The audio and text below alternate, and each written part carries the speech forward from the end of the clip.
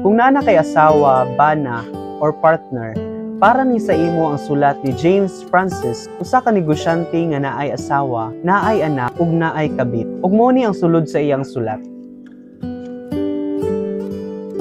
Usa ka gabi sa akong pag-uli, nag-andam og panihapon ang akong asawa.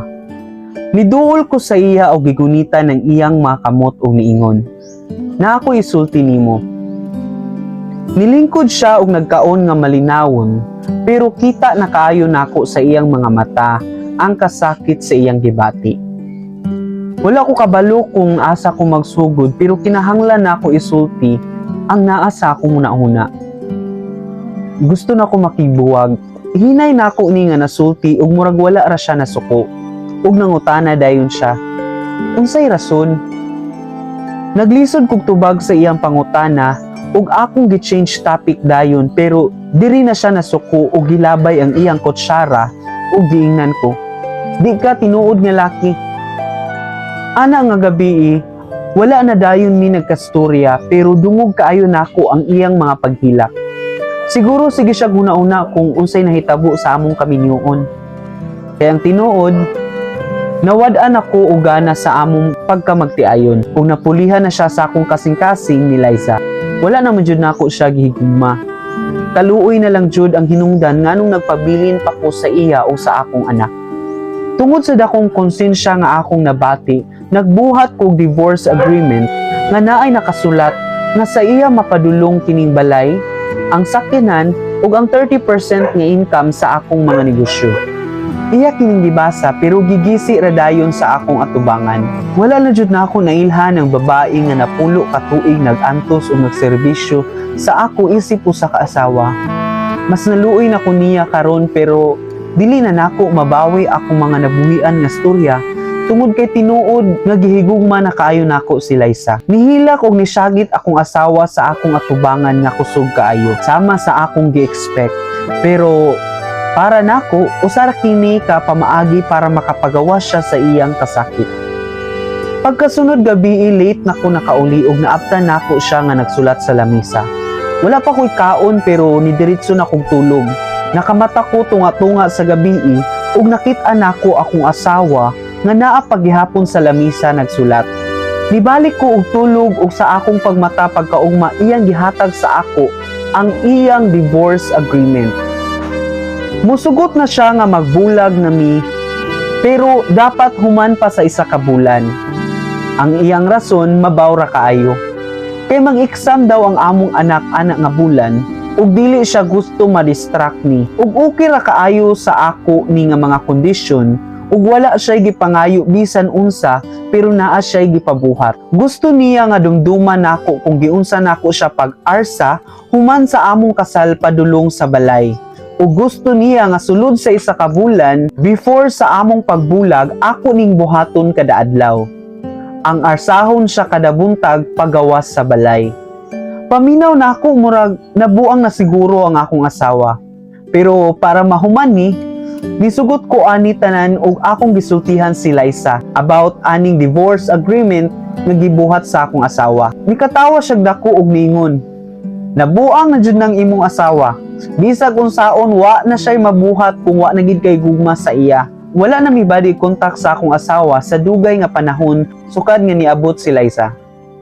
Maong medyo nakabati mi parihog kaulaw sa unang adlaw nga ako siyang giarsa. Ang among anak nga 7 years old nga nakakita gikan sa likod ni pakpak og gikilig og miingon. Ay, ka-sweet sa akong mama o papa oy. Nitanaw ang akong asawa ug nihunghong sa ako. Ayaw pagsaba sa atong anak sa tanan natong problema. Niyango na lang ang akong ulo ug ni-smile sa akong anak. Pag-abot namo sa pertahan, ginaog na nako siya sa gawas ug nanakayan ra siya padulong sa iyang trabaho ug ako ra isa sa among sakyanan. Sa ikaduhang adlaw nga ako siyang giarsa, masayo na lang sa amo ang tanan ug wala nay kaulaw gamay. Nasimhutan nako pag-usab ang kahumot sa iyang gisuot ug samtang giarsa nako siya, nagpiyong lang siya ug nadumduman nako nga dugay na gid ay nga wala nako natutukan ang panagway sa akong asawa. Napansin nako nga nagkatiguang na jud akong asawa ug murag grabe naman di ay ang pagniwang ani. Siguro depressed na kaayo siya sa among kaminyuon ug sa makadyot nakauna-una ko sa kung unsay akong nabuhat sa iya. Sa ikaupat nga adlaw nakabati na kog sense of intimacy sama sa akong nabati sa una namong panag-uban. Nakahuna-una ko kung unsa kadako akong sala nga nabuhat aning babae nga napulo ka tuig nagpangga sa ako. Wala ko kabalo kung anam-anam na bani ni balik ang akong pagbati sa akong asawa, pero sa ikalima ug ikaunom nga adlaw sa akong pag-arsa sa iya, sayo na lang sa amo ang tanan. Ug naa nami mga ginagmay nga pakigstorya ug pangumusta. Ug wala na ako sultihi si Liza ani. Sa sunod adlaw samtang gikan ko sa kusina, gitawag ko sa among anak ug giingnan, "Papa, magawas na si mama oh." Ug dali-dali ko nga niadto sa kwarto ug giarsa siya. Nalipay pag-ayo ang among anak. Para sa among anak, usami ka happy family. Sa matag adlaw nga ginaarsa nako akong asawa, paminaw nako nagkagaan siya ug nakita nako nga nagmiwang natuod kaayo siya. Unsa may akong nabuhat ani akong asawa oy? Karon ako na'y nasakitan para sa iya.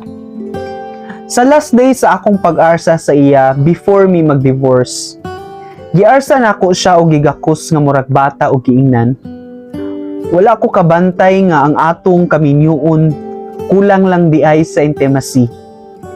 Kulang og dugang pakigsuod, kulang sa panahon, ug kulang sa pagpalawom sa pagbati. Daghang kulang ani og isip usa ka bana, wala nako ni napun-i. Ni-smile lang siya ug gitugutan nako nga mulakaw. Ug nag-drive ko padulong sa trabaho ug nagdali-dali. Kay di ko gusto bisan gamay nga delay nga makautro sa akong gibati karon.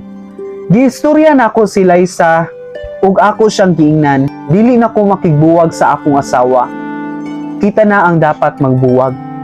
Siguro niagi jud og kaboring ang among kaminyuon. Pero wala di ay namo nahatagig pagtagad ang mga gagmay tang isip usa ka magtiayon. Usa ka dakong laparo akong nadawat gikan kang Liza ug lain-lain nga mga pagpamalikas ug nilakaw siya nga gibundak ang sira. Wala na ko nakuratan kay kabalo ko nga maiato jud ang iyang reaksyon. Pero wala na nako to gidibdib. Ang akong giuna-una nga makabawi ko sa tanan nakong mga kakulangon sa akong asawa. Pagbiyahe nako pauli nakalabay kog flower shop ug nagpalit ko para sa iya. Gipangutana ko sa namaligya kung unsay isulat sa card letter. Ug akong giingnan, isulat ang "I will carry you till death do us part." Ug ana nga gabi sa akong pag-uli, bit-bit ang bulak. Gikulbaan ko sama sa kakulba, atong nanguyab pa lang ko. Pero giandam nako ang akong kaugalingon ug nidiretso kog agto sa among kwarto. Ug didto nakita nako ang akong asawa. Nakita nako ang akong asawa nga patay na. Kaya ang akong asawa di ay pila na kabulan nakiglaban sa iyang sakit nga cancer. Ug busy ra kaayo ko kay Liza, wala man lang nako ni nabantayi. Nasayod akong asawa nga hapit na siya mamatay, pero dili siya gusto nga maulawan ko sa akong anak. Gusto siya sa atubangan niini nahimo kong mapinanggaon nga bana ug responsible nga papa. Maong kanunay siya gapaarsa sa kada adlaw nga nabilin niini. Usahay ang mga gagmayng butang sa atong kinabuhi, naay dakong katabang para paglig-on niini. Ug sa kaminyoon, dili ang balay, ang sakyanan, ang kabtangan o kwarta ang makapalig-on niini. Untag isip usa ka asawa or isip usa ka bana or isip usa ka partner, mamahimo putang higala or amigo o amiga sa atong asawa, sa atong bana, sa atong giminyuan. Mga gagmay butang nga pwede maka-build up sa inyong intimacy. Kanunay paghatag og higayon nga maila pagid ang imong bana or ang imong asawa or ang imong partner para makasabot ka sa iya sa mga panahon nga dili na siya masabtan sa uban. Pero kung gusto jud kag tinuod nga gugma gikan sa imong partner o gusto jud ka nga mulungtad ang inyong kaminyuon, ipaila-ila siya sa Ginoo kay ang Ginoo gugma man ug ang tanan nga nakaila og nakasinati sa Ginoo makasinati og nakasinati